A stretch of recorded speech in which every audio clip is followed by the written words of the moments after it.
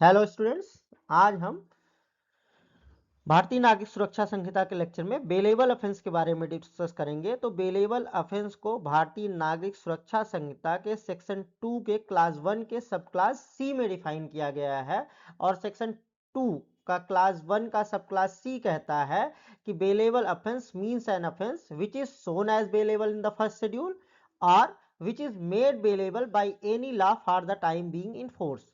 तो bailable offence वो है जिसको इस भारतीय नागरिक सुरक्षा संहिता के फर्स्ट शेड्यूल में as a bailable offence show किया गया है या जिसको किसी other law for the time being in force द्वारा बेलेबल बनाया गया है। इन दो परिस्थितियों में कोई अपराध बेलेबल ऑफेंस या जमानती अपराध कहलाता है।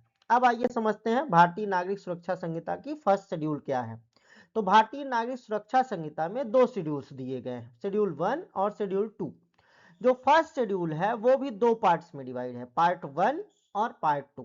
तो इस भारतीय नागरिक सुरक्षा संहिता की जो फर्स्ट शेड्यूल का पार्ट 1 है, इस फर्स्ट शेड्यूल में टोटल 6 कॉलम्स दिए गए हैं। इन 6 कॉलम्स में से जो भारतीय नागरिक सुरक्षा संहिता के शेड्यूल 1 का पार्ट 1 है, उसका 5th कॉलम ये बताता है कि भारतीय नागरिक सुरक्षा संहिता में बताया गया कोई पर्टिकुलर ऑफेंस बेलेबल है या नॉन बेलेबल है। तो यहाँ पे भारतीय नागरिक सुरक्षा संहिता के शेड्यूल 1 के पार्ट 1 में कॉलम नंबर 1 में सबसे पहले उन सेक्शंस को इनमरेट कर दिया गया है जिसमें पनिशमेंट्स प्रोवाइड हैं। फिर कॉलम नंबर 2 में उसका मार्जिनल नोट बता दिया गया है। कॉलम नंबर 3 में बता दिया गया है कि पनिशमेंट क्या है, पनिशमेंट की अवधि क्या है।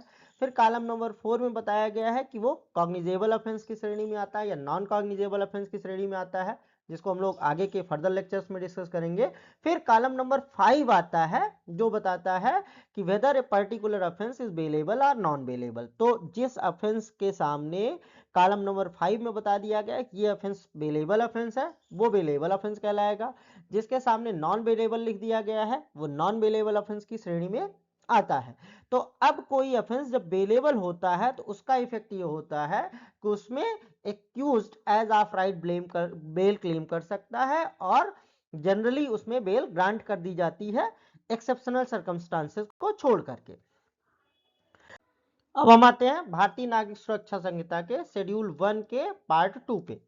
भारतीय नागरिक सुरक्षा संहिता के शेड्यूल 1 का पार्ट 2 ये कहता है कि अगर कोई ऑफेंस अन्य विधि में, मतलब शेड्यूल 1 का पार्ट 1 भारतीय न्याय संहिता में दिए गए अपराधों के बारे में बताता है कि वो बेलेबल होंगे कि नहीं बेलेबल होंगे, तो हर ऑफेंस के बारे में वहां स्पेसिफिकली मेंशन है। लेकिन अदर लॉज में जो अदर देन भारतीय न्याय संहिता है उनके बारे में शेड्यूल 1 का पार्ट 2 ये कहता है कि अगर वो 3 वर्ष से कम की सजा से दंडनीय है तब तो वो बेलेबल या जमानती अपराध की श्रेणी में आएगा। लेकिन अगर 3 वर्ष या उससे अधिक के कारावास से दंडनीय है या इंप्रिजनमेंट फॉर लाइफ आजीवन कारावास से दंडनीय है या डेथ सेंटेंस से पनिशेबल है, मृत्यु दंड से दंडनीय है, तो वो सारे अपराध नॉन बेलेबल ऑफेंसेस आएंगे। तो बेलेबल ऑफेंस है तो वहां पे bail as of right claim की जाती है कि उस द्वारा और बेल ग्रांट कर ही दी जाती है एक्सेप्शंस को छोड़ करके। बाकी नॉन बेलेबल ऑफेंसेस में कुछ लिमिटेड सर्कमस्टांसेस में ही बेल मिल पाती है, अदरवाइज नहीं। तो नॉन बेलेबल ऑफेंसेस और बेलेबल और नॉन बेलेबल ऑफेंसेस में जो चर्चा है वो अपने नेक्स्ट लेक्चर में करेंगे। तो मिलते हैं अगले लेक्चर में। और अगर आपको हमारी जानकारी पसंद आई तो इसे लाइक कीजिए, शेयर कीजिए, सब्सक्राइब कीजिए। Thank you.